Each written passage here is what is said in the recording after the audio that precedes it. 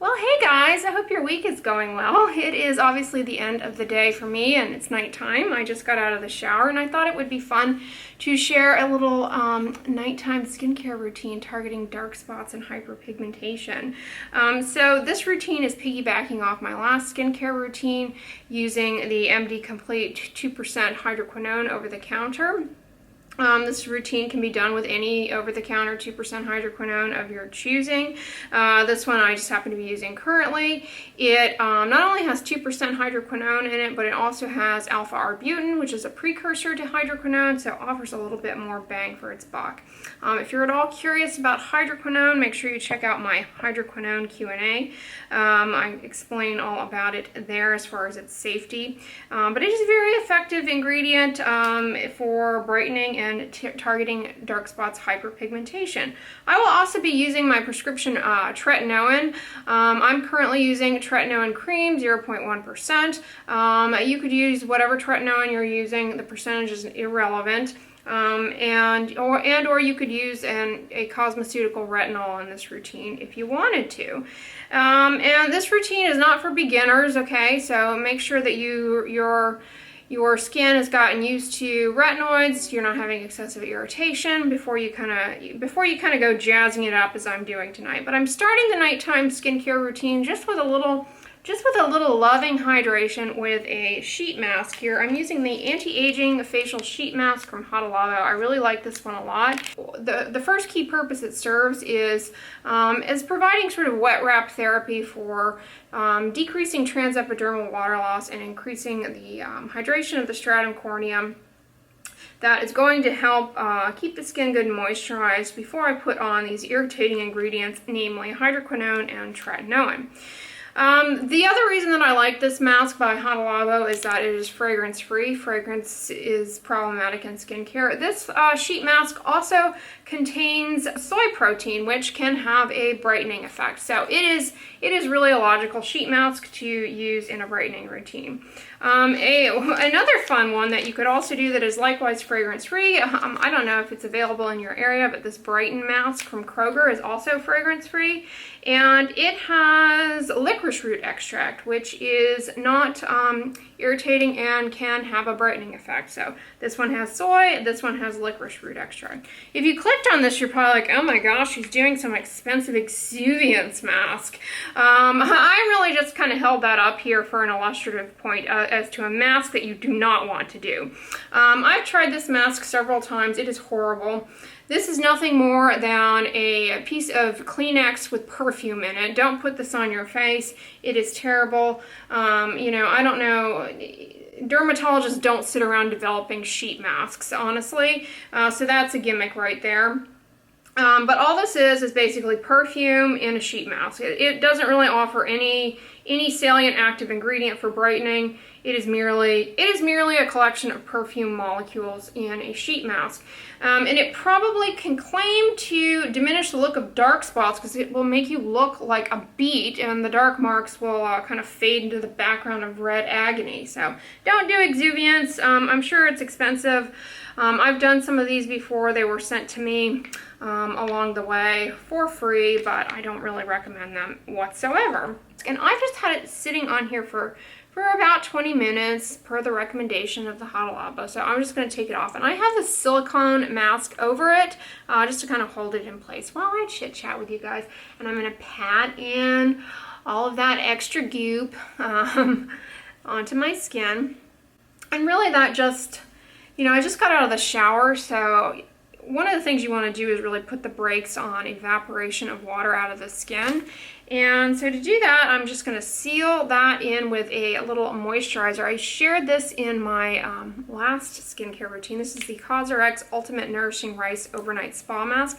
This is a fragrance-free moisturizer, basically, that contains niacinamide in it. You could use any fragrance-free moisturizer. It's hard to get out of the tube. Has anybody else experienced that with the Cosrx masks? It's like, yeah, I'm just going to put that on my face as a moisturizer. You could use any fragrance-free moisturizer, as I said in my last skincare routine. I'll list them down below. CeraVe cream in the tub works great here. All right, we have a nice hydrated barrier on there.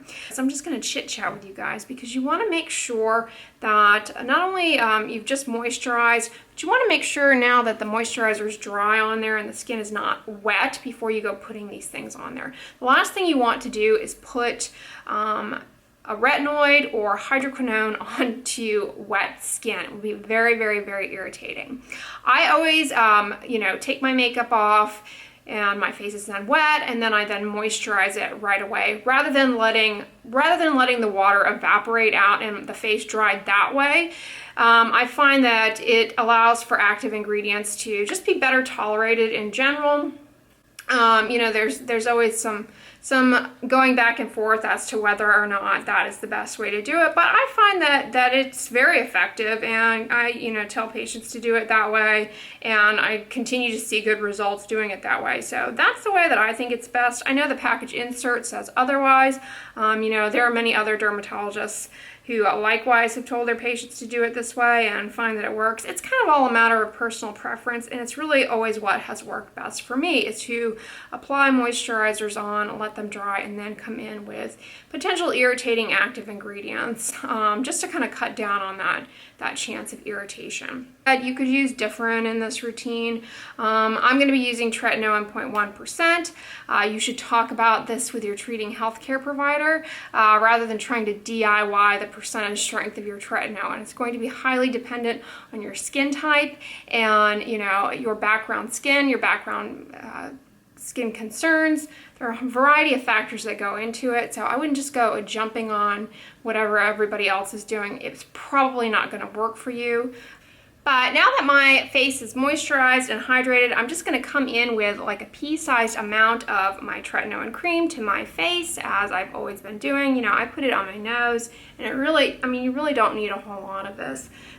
But the vehicle, you'll notice if you're using tretinoin cream or different cream, is different than the gel. Some people claim that the gel makes them feel greasy or oily. I never appreciated that when I was using different, but if that's the case with you, do know that there can be a little bit of variability in how people tolerate the vehicle, and if that's you, it may be worth mentioning to your healthcare provider and switching the vehicle. But anyways, I have the tretinoin on to the active areas. You always want to avoid around the eyes and around the mouth with tretinoin or a retin-A or different. It can be very irritating in those areas. And you can put the tretinoin on first, or you can put on your hydroquinone first. The order really doesn't matter. You could even put them together in the same pea and put them on at the same time. It honestly doesn't matter. I am only going to use a really tiny pea of this because I'm really only going to put this to areas on the apples of my cheeks where there is some post-inflammatory hyperpigmentation that I could be motivated a little bit more to brighten, just to show you guys here. And you really just put a thin film. All right, so now I've got both the hydroquinone and the tretinoin on there. Basically, I've got 4 different brightening ingredients, 4 different active ingredients on my face right now in fragrance-free vehicles.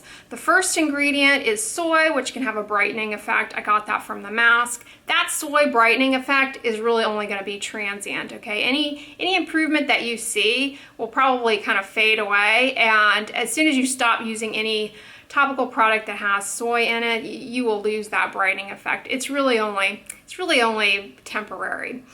I also utilized in the Cosrx Nourishing Overnight Spa Mask, I also utilized niacinamide in that product. Niacinamide is anti-inflammatory. It can help with redness, it can help with irritation, helpful for restoring the skin barrier, and can also have a brightening effect. So I got a little bit of that, and it helped put the brakes on transepidermal water loss to hydrate my skin, keep it moisturized, and allow for me to tolerate the next 2 active ingredients, hydroquinone and tretinoin, which can be irritating, allows me to tolerate them a little bit better. And then hydroquinone actually targets not only the enzyme that drives melanin synthesis or pigment, it targets that for degradation. It also targets some pre-existing melanin or pigment for degradation.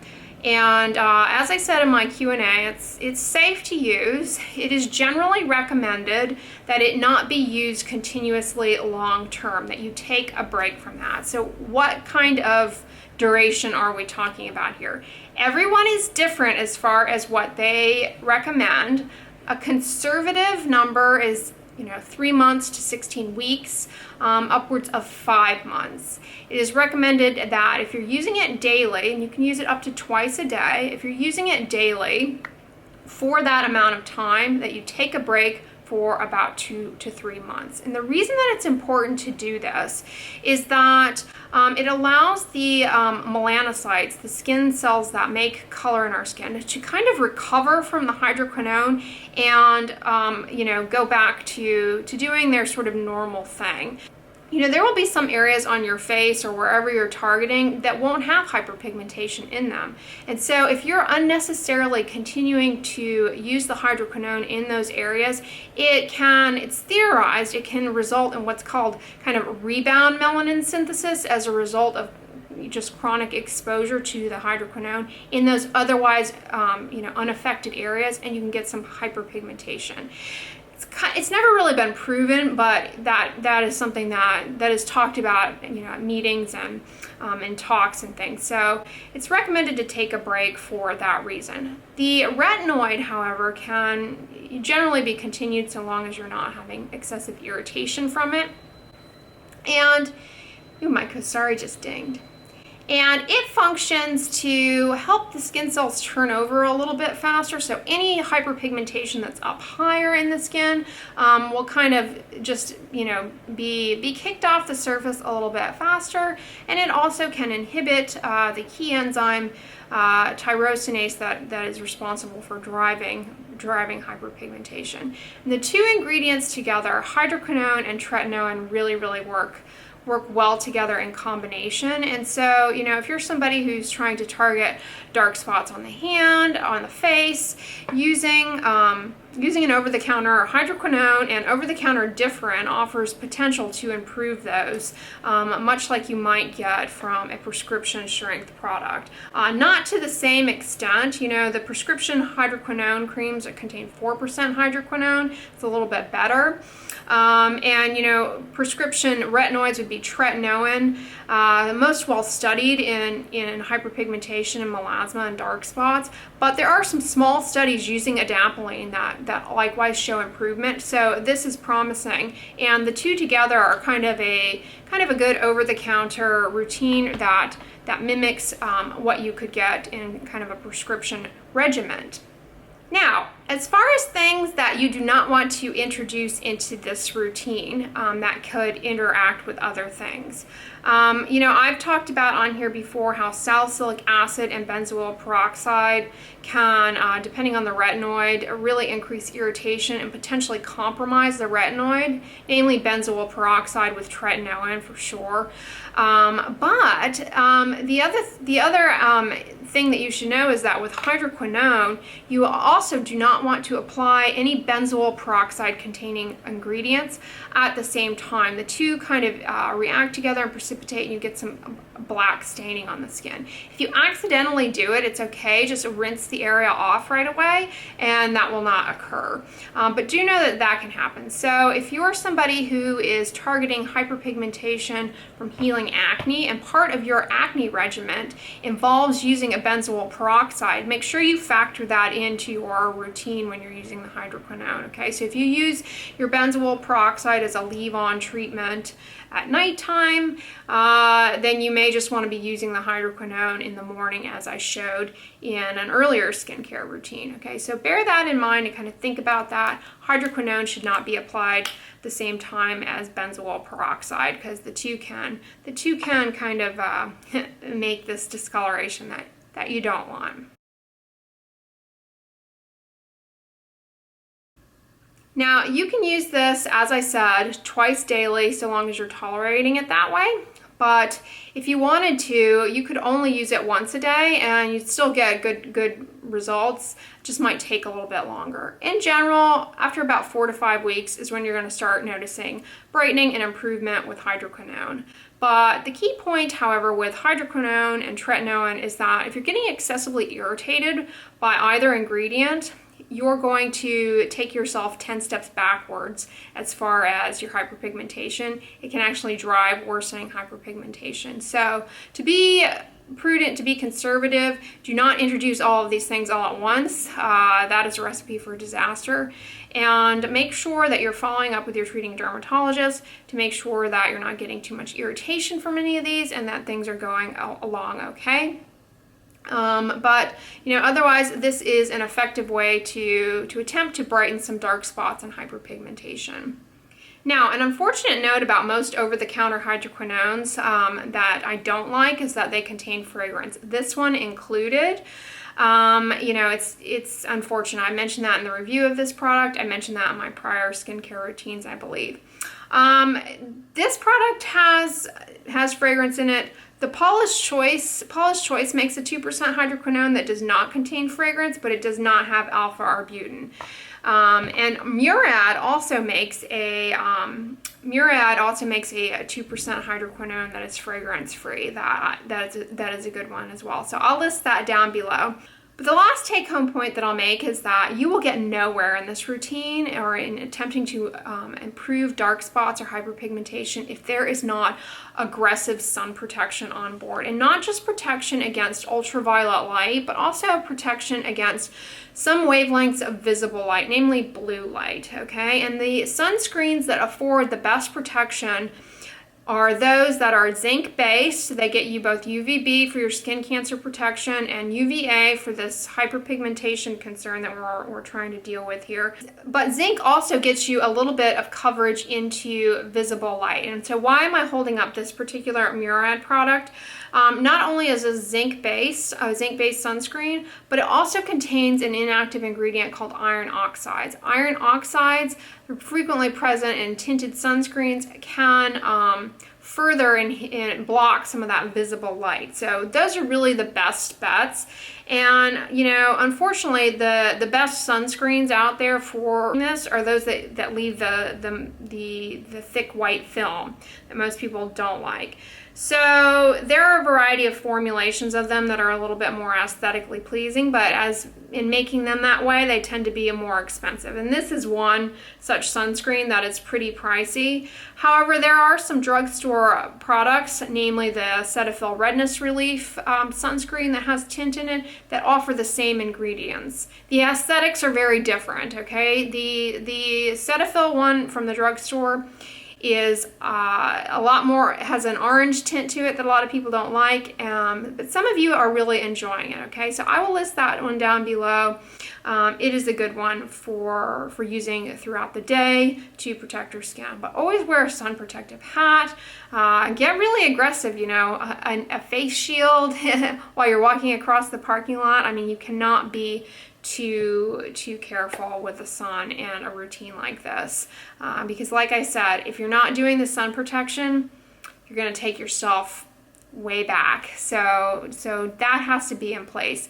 Doing the sun protection alone will get you some improvement. Doing the sun protection with these active ingredients offers you the best chance. Doing this routine without the sun protection sets you up for failure and sets you up potentially for worsening of the skin problem. So that is really, really the thing to dial down first, is make sure the sun protection is in place. And then slowly introduce these active ingredients would be a good way to start getting some improvement. But it's something that takes patience. It doesn't happen overnight, and hopefully my routines are helpful to you guys. But anyways, my Cosrx just dinged a little while, so I'm going to conclude this video here. If you liked it, give it a thumbs up, share it with your friends, and as always, don't forget, sunscreen and subscribe. I'll talk to you guys tomorrow. Bye.